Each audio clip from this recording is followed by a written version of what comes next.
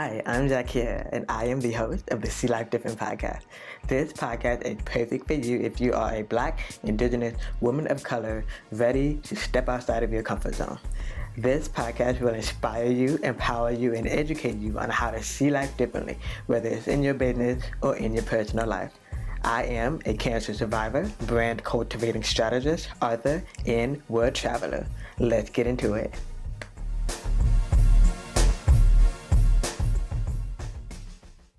August is Black Business Month, and it's not just a marketing moment. It became a National Awareness Month in 2004. It started after Frederick E. Jordan Sr. and John William Templeton co-founded the observation because they experienced struggling to get backing for their financial firm back in San Francisco in 1969. So the goal was never just solely a symbolic support. It was about driving policy and change that still affect millions of Black-owned businesses across the U.S. today. For the last 200 plus years, Black-owned businesses have had to build and rebuild and build and rebuild again, oftentimes after wealth was violently taken away and always in the face of barriers to capital that still haven't fully gone away. So today we're also going to talk about how accessibility is a good business strategy, not just a checkbox, why accessible storytelling is a growth lever. So I always travel. I've been to over 15 countries and half of the United States. But when I travel, especially post-pandemic, I make sure to keep an eye on accessibility, and I travel with accessibility and disabilities in mind. So I am Zaakirah. I am a brand cultivating strategist. I am the founder of See Life Different Media. The concept behind that is I am a childhood eye cancer survivor, and I see only in one eye. And as a result, I have a mild hearing loss. It has not stopped me from seeing life literally through different lenses. Being more empathetic to those who have different disabilities that I do, traveling the world to over 15 countries, and making sure that everyone else who is marginalized has a platform as well. I have been blessed to be a TEDx speaker, keynote speaker, workshop host, panelist, and now even put together other panels. But there's still a few gaps that I observe when I step onto these stages. One of them is, yes, making sure that I have what I need to be able to be the genius that I am. But also I've noticed that there are other geniuses out there that have invisible disabilities, that have a lot of experience and a lot to say, but they don't have the safe spaces to be able to do so.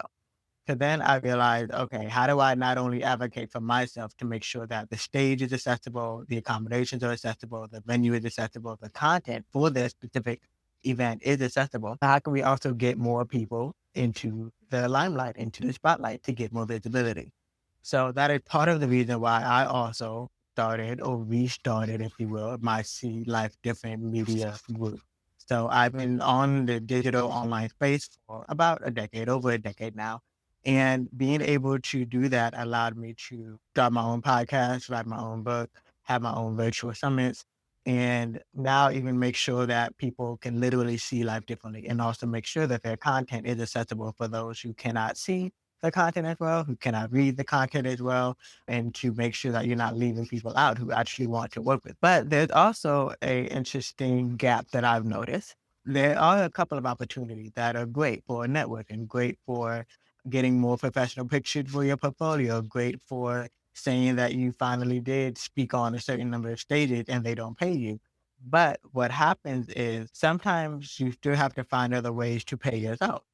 I realized that intertwining it with the stages that I would speak on is not synonymous. They actually intertwine because there's still some people who still need to make sure that their accommodations are covered or looked out for in one way or another. So it's the same mission, the same goal, the same vision for making sure that people and the things that are overlooked are no longer overlooked, and by empowering others to see that differently, see the travel differently, see the content differently, and seeing the world differently. So making sure that you have access to someone who's lived the struggles of not being able to understand the content because I couldn't hear, there are no captions. So I can't turn on the captions to understand what's being said, or I couldn't exactly lip read the captions or lip read the content. So not only are you leaving me out because I may actually want to either refer someone to your business or work with you, but how can you make sure that you're no longer leaving people out who may actually want to work with you and actually get rewarded, get more clients? I have submitted a panel to speak at South by Southwest March 2027 in Austin, Texas. Be able to get evaluated by the South by Southwest evaluators and staff. So South by Southwest is a technology, music, film, cultural conference that was launched in 1987, originally in Austin, Texas. But after 2025, they branched out to London in Australia. I had the opportunity to go to the one in London, and I got to get firsthand experience of why I know that this panel is super important. Yes, South by Southwest does an excellent job of accommodating, but not many places are at that point where they are having people with different abilities and disabilities be at the forefront instead of the background. So this panel of Who Gets Seen is the name of it. Who Gets Seen, building accessible media, events, and experiences helps you to make sure that you're keeping those with disability in the front of mind, not as an afterthought. A lot of times, events that I have previously spoken at, if I don't ask and advocate for myself or advocate for others, it does get forgotten about. And then it's also making sure that people who cannot see that well will understand with having image and video descriptions and captions for those who cannot hear that well, or those with English as their second language. And then as well as continuing to have sensory spaces for those who need there's too much conversation going on, too much music going on, how to make sure that their sensory is not being overloaded. I'll be mainly moderating the conversation to just guide the conversation, make sure that people are aware of other kinds of conditions and disabilities and how we can make sure that everyone is included. Just 3 simple ways for people to be included in future events in media and in experiences. Panels are Erin Perkins, Derra Howard, 2 other ladies that I actually know in person. I got to meet them at a Johnson & Johnson's content creator conference in person. And one of them is deaf, blind, and the other one has epilepsy. But they both are very active speakers and very active entrepreneurs. And they also have had their own share of ableism as well and have their own stories to be able to share as well. The goal is to get onto the South by Southwest stage. That has been a goal really since I knew about it. I knew about an iteration of it called All Three Coasts in Atlanta, Georgia. I was a volunteer behind the scenes photographer for it, All Three Coasts, or A3C, which was in Atlanta, Georgia for about 10 years. And they basically got the concept of A3C from South by Southwest. It's normally known for breaking new films and new music artists and new technology. And it's also where a lot of your favorite influencers build their brand as well. South by Southwest originally the concept. It's in the southern part of the United States, western part of the United States, western part of Texas. So although it's been around since 1987, I'm not new to the concept. I was familiar with it. I had applied to speak and didn't get accepted this time. So I still went and attended and put myself into the ecosystem, if you will. Although the conference is 6 days and I got the badge for a 6-day conference, I didn't end up attending all 6 days. I only ended up attending 2, and honestly, that was A-okay with me.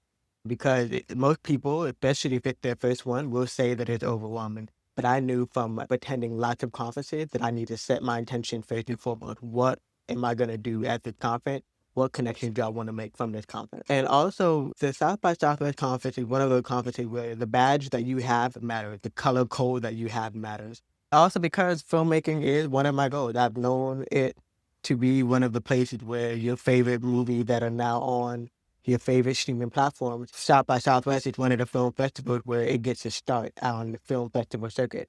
So because one of my long-term goals is to not only attend the next one in the US, but also speak on a panel and also premiere documentaries. So it's a great way to get my foot into the door and really understand, okay, what do I need to focus on next creatively? What do I need to continue to build creatively? What relationship do I need to continue to nurture? It's like any conference, there's amazing panels. There's also some networking activations off-site. But having gone to the one in London, I got to see firsthand that they really are innovative. A lot of the ideas, a lot of your favorite technology companies, a lot of your favorite movies and music artists get their start. If I get it, it's going to be a huge dream come true. If I don't get it, I'm still going to be on the grounds because this is all just, these are building blocks for continuing to build community, building blocks for continuing to be able to advocate, continue to empower others who are ready to make sure that their content is more inclusive, continue to build a speaker barrier. All of this, it's building blocks again to making sure that people with disabilities have the platform to tell their stories. They're brilliant and they've been through a lot and they have a lot to share. Now they just need to be confident to be able to do so. Why did I go all the way to London for South by Southwest? Although this is the second iteration of London, one thing that I did notice that South by Southwest London did very well was their accessibility. They were very interactive throughout the time leading up to the conference. They also did have an app. It was a very interactive app where you can build your schedule, navigate the venues, click on it straight to maps, apps of your choice, and you can network with other people, discover people who are in your same industry and network with other people. So they had direct messaging. You could build your own profile with your bio and your social media handles. But I'll be honest, the people that I did end up meeting in person, we immediately went straight to LinkedIn or Instagram. Could be like, I'm going to forget about this. Let's just connect on LinkedIn, Instagram, or WhatsApp. The staff was very helpful with any questions that I had, even on site. There was a certain badge that I had as well that let them know that I have a disability. So they were also very accommodating in that manner. There were a lot of sessions that did have captions, being visually impaired and hard of hearing. Sometimes I don't catch everything from the conversation. So that badge allowed me to sit up front so I can lip read if the session did not have captions. So either I need to sit up close to the speakers in the front row, as if I'm VIP, which I am, or I need to sit near one of the TV that had captions. And then the venues were all within close proximity, walking distance in the area called Shoreditch, which is a very creative area. And if there were too much noise, too much listening, too much lip reading, too much people interaction in the expo, they had a really cool nook where as soon as you get in, it's like a little mini pod.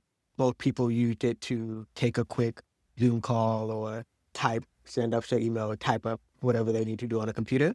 Because you could also charge your device, charge yourself and charge your device.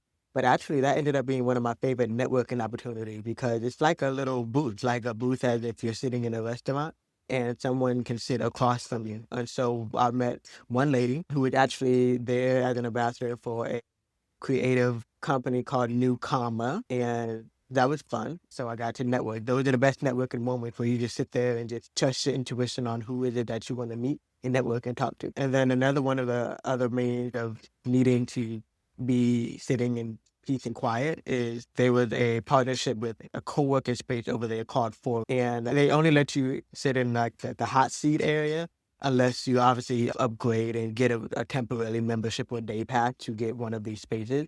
But I was also gratefully able to use one of the spaces for about an hour. Again, people can do that if they need to take a Zoom call and need a quiet space to take a Zoom call. But I also was able to conduct an interview because I am also working on a documentary. That's one of the reasons why I was like, let me get on the ground and get to know how it is, meet some of the people who are on the team who are part of the decision makers for programming for the next year. I'm working on a documentary about travel and disability and being a woman of color, being a woman of faith, having a rare childhood eye cancer. So I got to also interview another childhood eye cancer survivor in one of those spaces.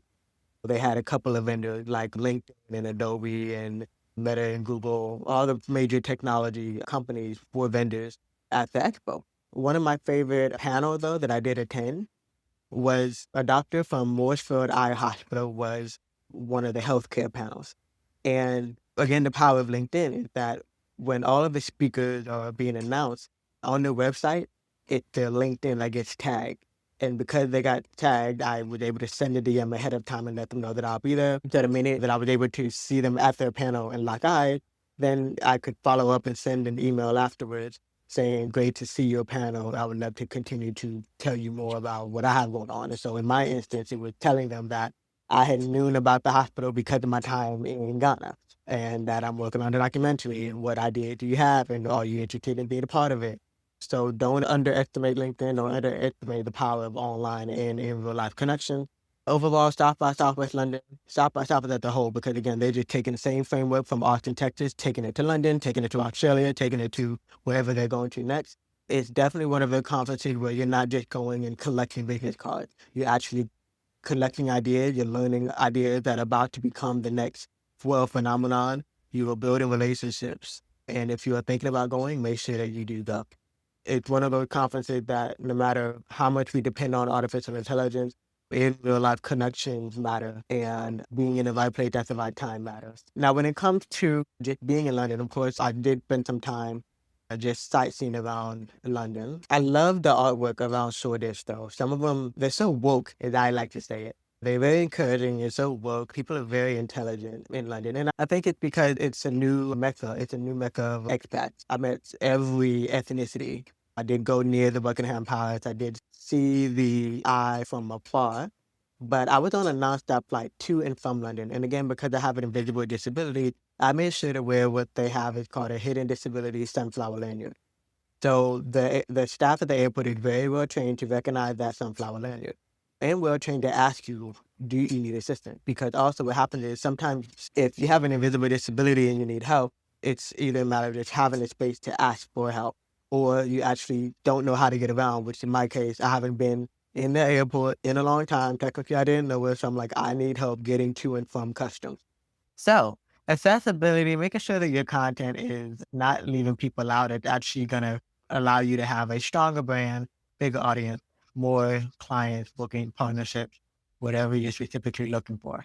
And especially if you are those who are inclusive, because August again is Black Business Month, even though it was originated in the US, diaspora are truly all over the world. So when you support the diaspora, you do support the economy, especially the Black travel economy as well. You want to be on stages like major magazine festivals and you're just not sure how to get started. I'm calling it the accessible content creators see your content differently.